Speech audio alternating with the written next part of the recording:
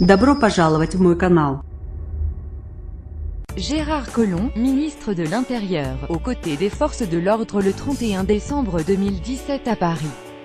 Crédit Guillaume Souvent AFP Ludovic Galtier et AFP partagé l'article publié le 01/01/20/18 à 2225. Je regrette que des incidents comme ce d'hier puissent se passer, mais dans l'ensemble les gens ont pu jouir de la nuit de la Saint-Sylvestre de manière pacifiée.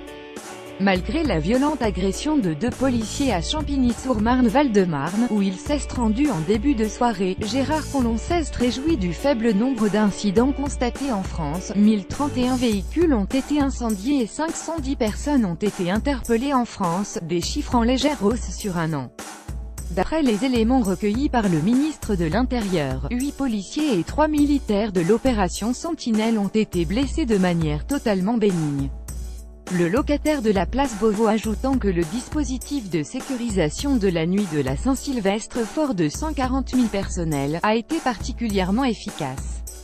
Interrogé sur l'agression relayée sur les réseaux sociaux de 2 policiers, souffrant d'un nez fracturé pour le premier et de commotion au visage pour la deuxième, Gérard Collomb a promis que la police identifiera celles et ceux qui étaient coupables de cette agression. Revenant sur le passage à tabac de la policière, il a estimé que s'en prendre à une femme qui est à terre est une conduite totalement inadmissible.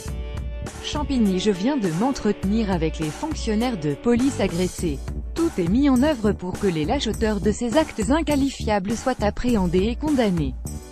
S'attaquer à nos forces de sécurité, c'est s'attaquer à notre République. Gérard Collomb @Gérard Collomb 1er janvier 2018. Un peu plus tôt dans la soirée du 1er janvier, Emmanuel Macron avait assuré sur Twitter que les coupables du lynchage lâche et criminel des policiers seraient retrouvés et punis. Les coupables du lynchage lâche et criminel des policiers faisant leur devoir une nuit de 31 décembre seront retrouvés et punis.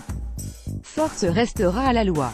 Honneur à la police et soutien total à tous les agents bassement agressés. Emmanuel Macron @Emmanuel Macron 1er janvier 2018. La rédaction vous recommande lire la suite.